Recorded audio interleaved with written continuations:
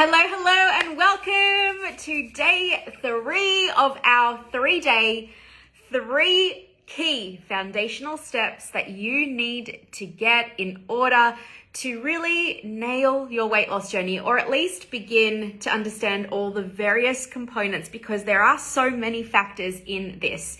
And you can't just focus on one and not the other, because ultimately, what I want for you is sustainable and long-term change. And that is really, truly everything that you do, everything that you focus on in your weight loss journey. I always want it to come back to, is this sustainable? Can I do this long-term?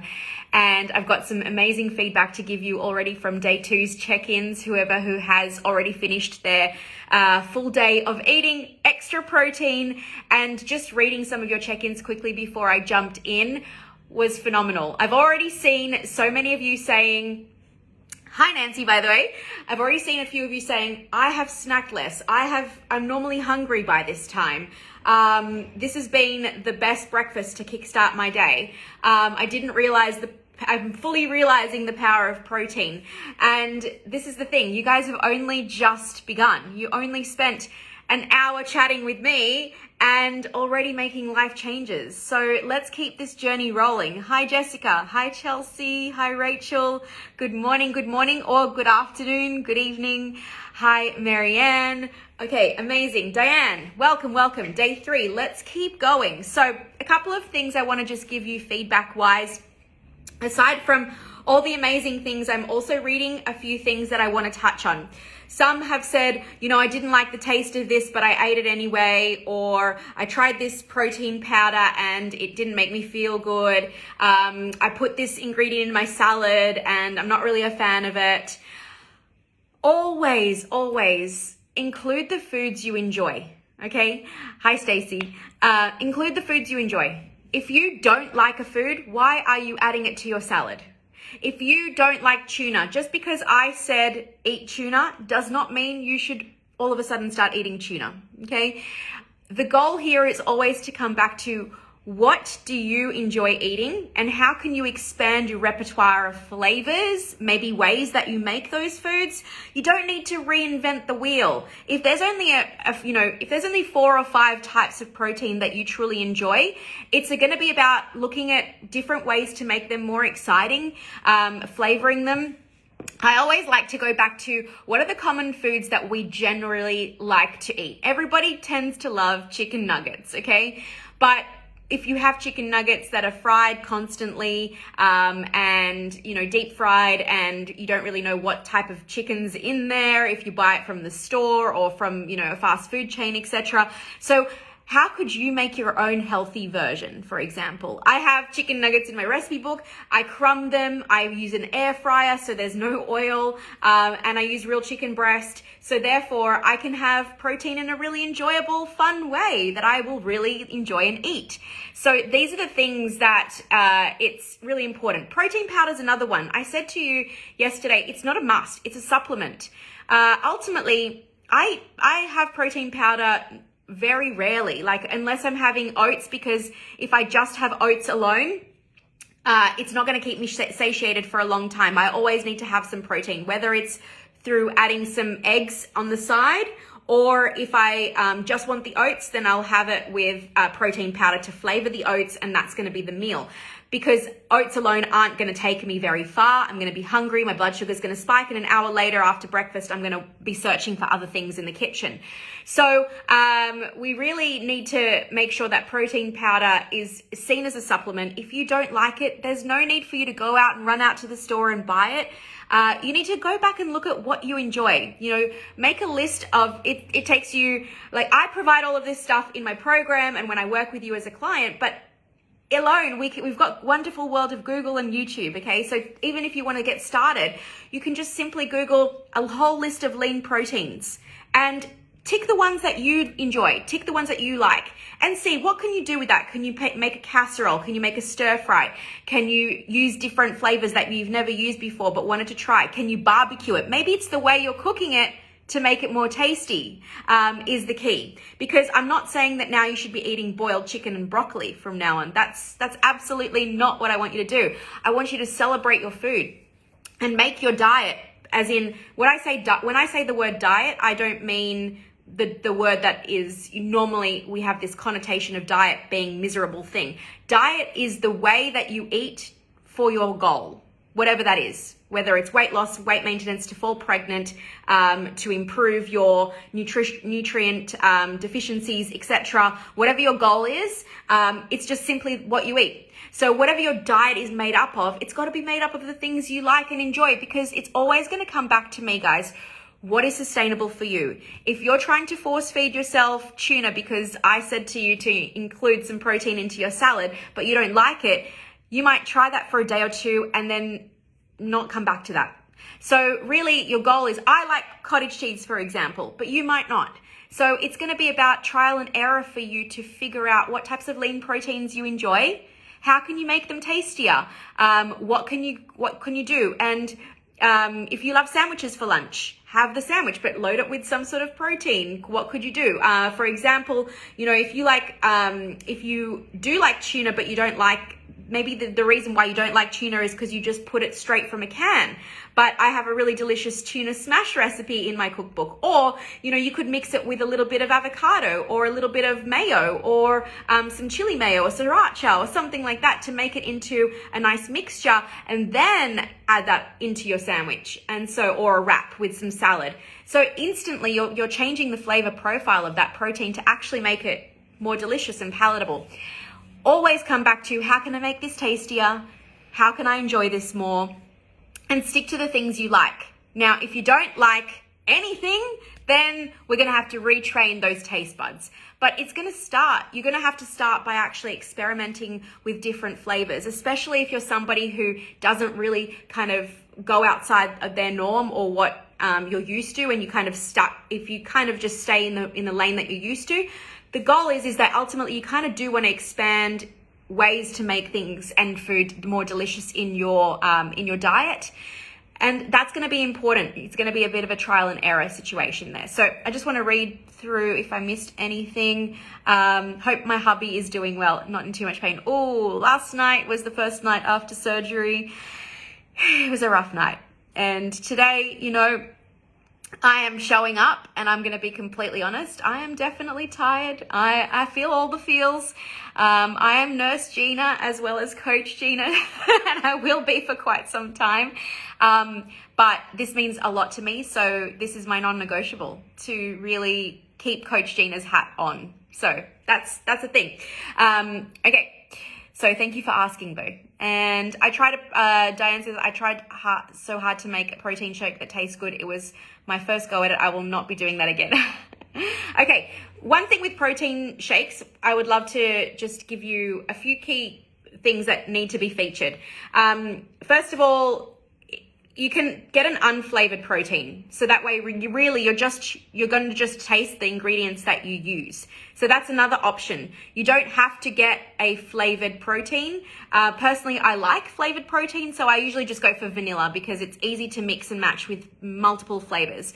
But my basic protein shake recipe, like super basic, 3 ingredients, is vanilla protein powder, frozen berries, like a cup of them, and almond milk, because I personally don't like the taste of dairy. I'm not intolerant, but I just prefer the flavor profile of almond milk, and it makes it a little bit creamier. And then ice.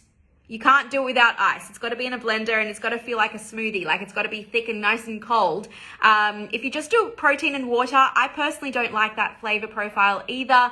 And yeah, it's not really that enjoyable. So I make it like a proper smoothie. Like, pretend you're making the best smoothie ever without the protein powder, and then the protein powder is just the supplementation inside it. So if you're somebody who doesn't like the protein powder taste, but would like to have smoothies from time to time as an option on the go, which is really handy, definitely. Or it can be a really great afternoon snack, especially in summer with a really cold shake. Then I would recommend getting a non-flavored protein, and then that way you can just play with the flavors of the fruits that you use, ice, and whatever form of liquid you use. Okay, so that's just a few things on protein, guys. I want you to keep it up, but tomorrow, I'm going to chat We'll come back about tomorrow in a second, but let's go on to today's challenge. Okay, so now that we've done day 2, so day 1, we spoke about how much to eat and what we need to truly kind of conquer when we're starting to approach the how much, what things we need to overcome. A lot of you really had some massive realizations around the fact that you were eating such a little amount and then overeating at night.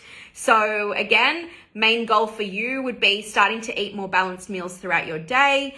A lot of you also felt that you were undereating and therefore constantly hungry. And that's probably what happens, is that not that particular day, but if you do that over a few days, then weekend comes and you end up overeating on the weekend. So it's like, how can you balance more of your intake throughout your entire week versus just banking all of those calories onto the weekends, which would probably be undoing all of the work that you've been trying so hard to do.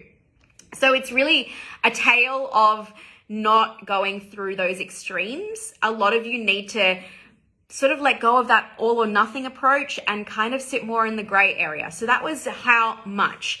Now, yesterday we spoke about the what, and I think you all realize that the how much piece is just not enough when it comes to the weight loss journey. You can be in a calorie deficit, but if you don't optimize your food that you eat, being in that calorie deficit is going to be much harder. So when you optimize how much you eat, and we only touched on one of the macronutrients, just protein, and we only spent 1 hour on it.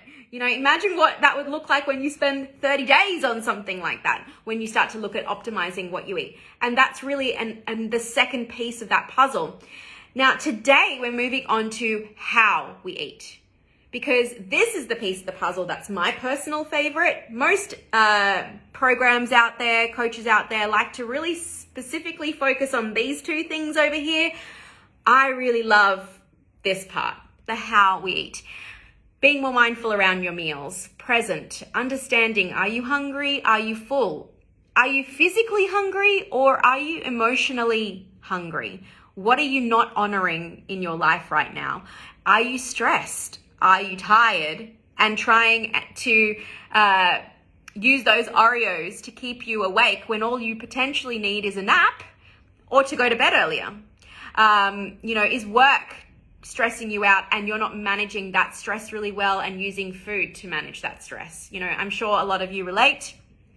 I definitely do. There was definitely times where in my life there was emotional emptiness almost, and I wasn't fulfilled, especially when I had all of that weight gain happen in my life. I really used food to comfort me, to provide that missing piece. And of course, it didn't solve anything but make me more miserable, because really I wasn't dealing with the actual thing that was going on.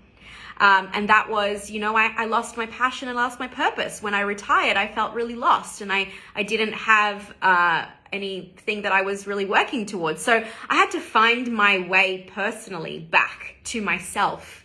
And through that, I stopped using food as the crutch. Now, that wasn't an overnight success, okay? That was at least a couple of years, at least.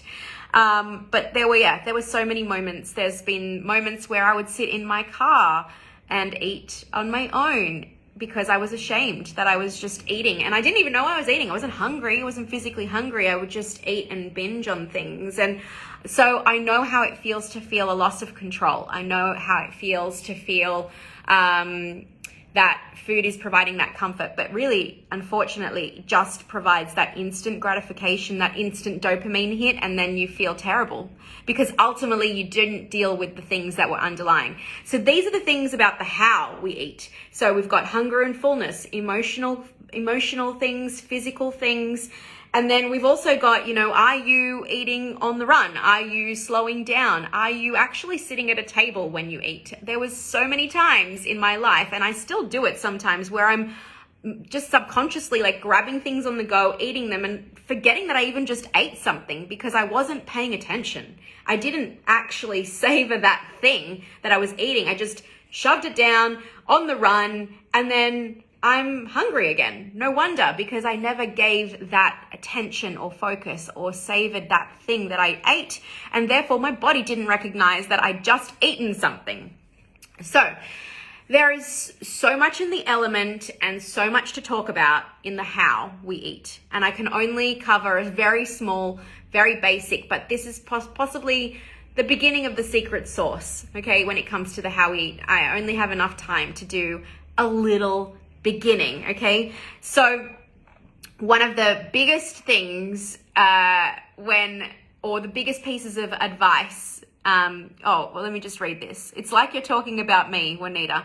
I mean, I think it's a very common thing. You're not alone. What I experienced at the time, and I was also a lot younger. I'm 37 now, but when I was a lot younger, I didn't know how to deal with it, and I felt really alone, and I thought I was the only one that had this problem in the world. But actually, as I've discovered, and as I became a coach eventually, I realized that actually most people experience this thing and don't really know how to deal with it. So why I love coaching about this aspect now today, and why I'm so passionate about it. I'm such a mindless eater. Well, today, Robin, we're going to get you on the journey to becoming a mindful eater. We're going to take one small step today, because the most basic piece of advice I have given to people when they first start with me, and it is so basic, it is too basic. Eat slowly and mindfully. Eat slowly and mindfully. Like, that is the first stepping stone. Eat slowly and mindfully.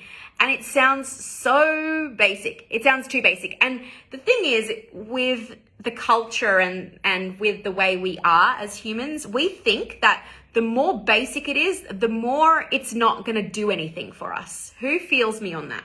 It's like, if somebody says you've just got to drink water, everyone's like, no, forget about the water. Tell me what supplement I need to take at 8 p.m. tonight that's going to help me boost my metabolism. You know what I mean?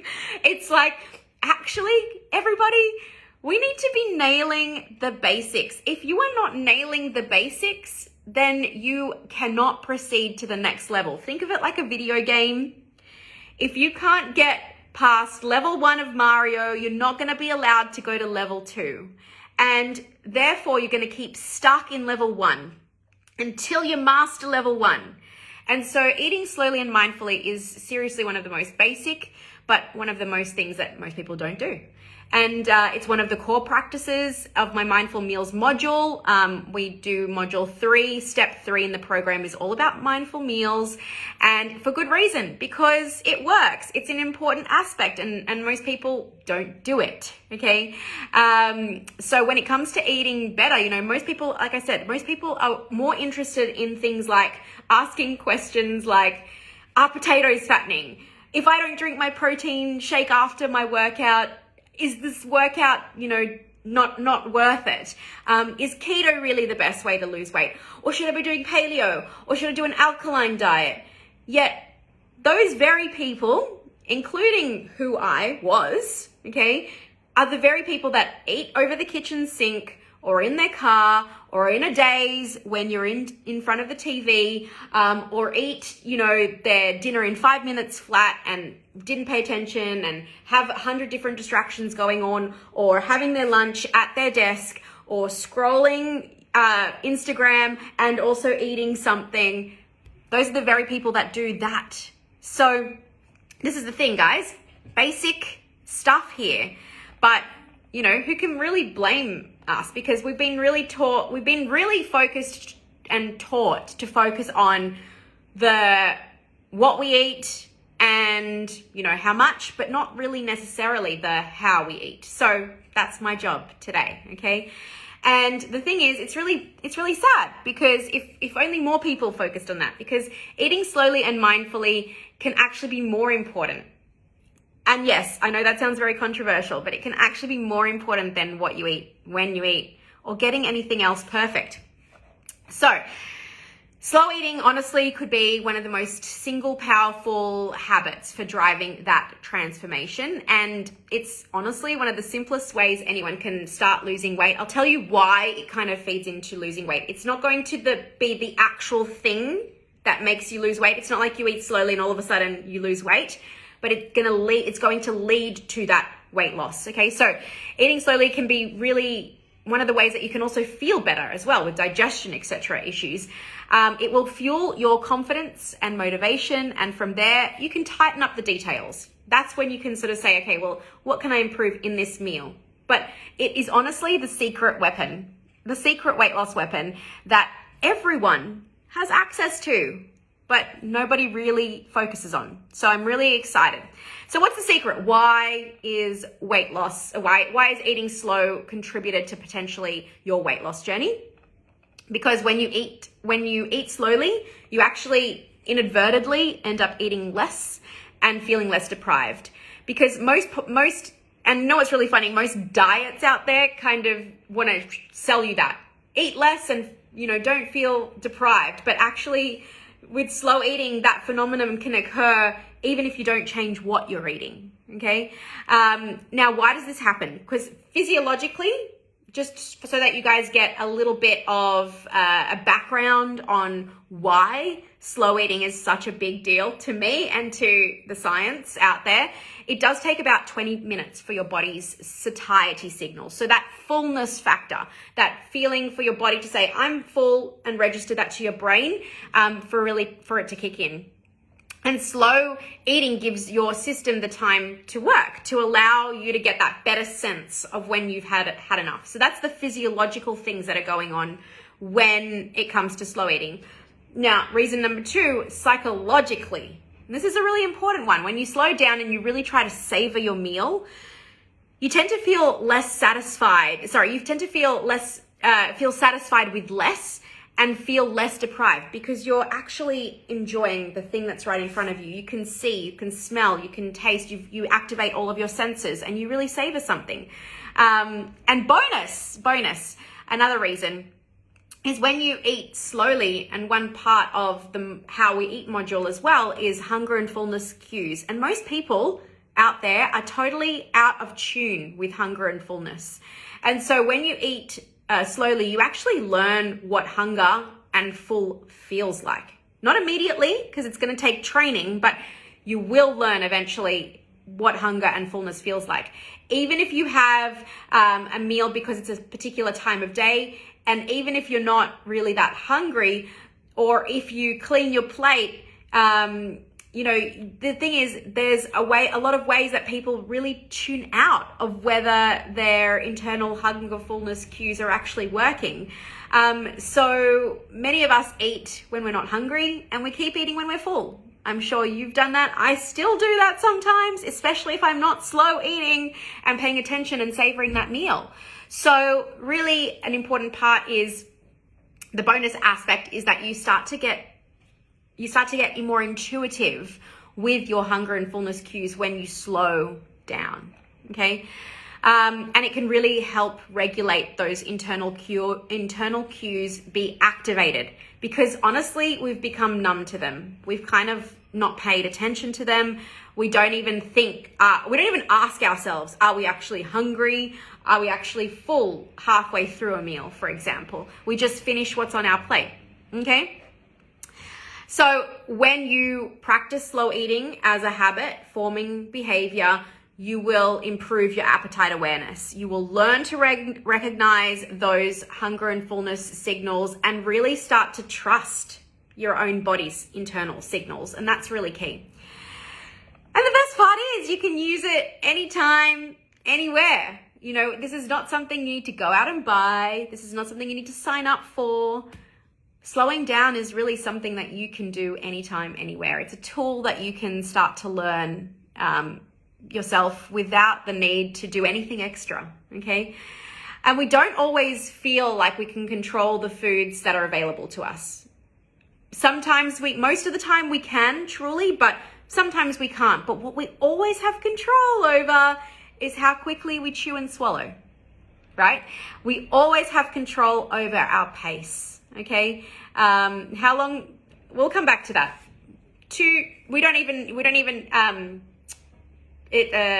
It's actually a question again that you're trying to get too granular. I don't sit there and count.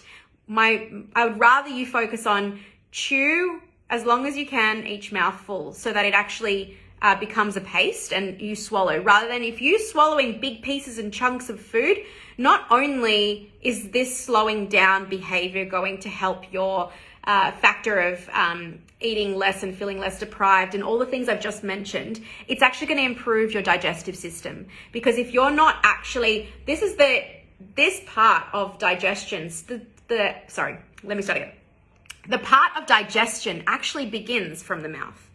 You need to start to break down the foods in your mouth. So the goal is really not to count to 20 and say, okay, this is the amount. We don't want to do that. Because then what you're doing is you're focusing on the counting versus the chewing. I want you to just sit there, take a fork, put it down and chew to a point where it feels like it's chewed enough, if that makes sense. And then you swallow, because you're helping your body digest that food. Things like, bloating, etc. A lot of that also, there's a whole gamut of things and reasons why we have digestive issues. So I'm not going to go into that side of things, but slow eating can absolutely help you and your digestion and your digestive symptoms, especially if you're having any of those particular symptoms. And it all starts here, chewing it properly, chewing your food properly, not half your food and you're already putting a second bite in before you've even finished the first bite, and we all do it. We all do it. So these are the things that I'm bringing your attention to today. Okay. So for me, the slow eating part of the how we eat is basically like the lowest hanging fruit of nutrition. It's super accessible for anyone in any situation. And it doesn't require any meal plans, no food scale. No matter what's going on in your life or what's on your plate, you can practice eating slowly. So the beauty of today is this is a short and sharp, sweet challenge. And that's it. So what we're going to do is you're all going to be challenged to slowly and mindfully eat. So I'm going to give you the first step and then I'm going to give you the second step. So first step, the challenge today is going to be add just 1 minute. I'm all about small steps to big change. If you don't know this already, I don't want to give you something that's super overwhelming and you might not be ready for it. So the challenge today is just add 1 minute. And at first, most people panic. It's quite funny because most people panic at the idea of sort of wasting time or wasting time on eating slowly or feeling like they have to be alone with their thoughts and the sounds of crunching for too long. Plus, life is busy and rushed. So having leisurely meals may feel impossible. A lot of my previous challenge participants were teachers. So I had a few teachers in my round and they felt that they had to they wanted to learn to eat slower, especially when they felt rushed. So we had to do a lot of things on working on like what types of foods could they have. And if, for example, the lunch in their day wasn't possible to do it as expansive as I wanted them to, then it was really about what can you control? Well, they all realized that they could control their breakfast and dinners, for example. And again, remember guys, I'm always going to go with what can you do most of the time. It's not about perfection. It's not about you now eating slowly at every single meal you're ever going to have in your life. It's about what you do most of the time. So there are going to be times in your life where you just simply only have 10 minutes and that's okay, but make it the best 10 minutes. If you've got 10 minutes, most people try to do 5, you know what I mean? So it's about utilizing the entire 10 minutes and not cutting a second less. So I come back to that. We eat quickly a lot. Yes, Mariana, I know. I feel like I had about 3 or 4 or 5, maybe more teachers. So it was quite interesting and we had to do a few discussions specifically and help them with some solutions around food and the workplace. So that was just something interesting that I thought I'd mention. Okay, so your challenge today, start small, add 1 minute per meal, or if you're feeling a little sassy, I don't mind if you want to go for 2 minutes or 3 minutes, but in general, I'm just going to start off the bat 1 minute. Okay, so when you start your first meal, if you're watching this live the night before, because it's obviously morning for me here in Sydney, 10 a.m. to be exact right now. If you're watching this and it's the night before, then just start this from your first meal of your next day, okay? And then when you do your check-in, it's at the end of your day, wherever you are in the world. So just relate it to you, okay?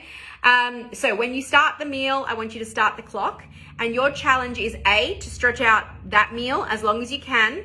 But I want you to time it, how long it took you. So say, for example, you're starting off with breakfast and you realize it took you 12 minutes to eat breakfast, or 10 minutes to eat. Let's just say 12 minutes. Stick with the original, Gina. Okay, you figured out that after you tried to drag it out as long as possible, it was 12 minutes. So your goal is lunch to be 13. And then when you get to dinner, I want you to add another minute and to be 14. So that by the end of your day, the final meal of your day, you've stretched it out even longer. So all you're doing is stretching out the first meal, timing yourself. Where's your starting point? Your next meal, you add a minute, and your next meal, you add a minute. Okay. And as I said, you could add 2 minutes if you want to, or 3 if you're feeling super sassy, but honestly, just start with 1 minute to make it easy and doable and achievable for you. Of course, over time, you can gradually build this up and look at how long you spend at meals, but don't be hard on yourself. If you forget to slow down during one of your meals, no big deal. Just slow down at the next and notice what happens, okay? And remember, 1 minute is just better. Or 1 breath between bites, or 1 fork down between chews is just better. And better is all I ask for, not perfection. Better, not perfection. Okay, so that is your challenge for day 3, how we eat. It's going to be super basic, but a really transformative behavior that if you're not even doing this, then you don't need to focus on anything else. You need to start nailing this aspect because it is such a game changer. It is such a game changer. And bonus challenge within this challenge. So not only am I asking you to add a minute to every meal that you do to start off with, I am also going to ask you to sit down when you're doing it. Okay, so sit down. Don't eat standing. Don't eat on the run. I'm really, really going to ask you to challenge yourself if you can. Not only are you going to slow down, but you're also going to sit at a table when you eat. Okay. I'm not even going to go into distractions or, other aspects of how we eat because, again, I don't want it to become too overwhelming. This has just been a 3-day mini challenge for you to get started. Start changing and transforming your behaviors, and you're already day 3 in your journey, which is pretty amazing. Okay, so yesterday I said to you that there was going to be a bonus feature today, and the bonus feature today is actually I'm going to be jumping back in here for a 4th day tomorrow to put it all together and give you a little bit of a roadmap on what you can do from all of those 3 days moving forward and how you can basically create your own little challenge for the next 30, 60, 90 days, okay? I'm also going to be sharing some exciting things that are happening up to the beat. A lot of you have been asking about calendars, about Zero to Thrive, and all of the things. Some of you have no idea what Zero to Thrive is, and some of you have finished your calendars, so I'm going to give you all the updates.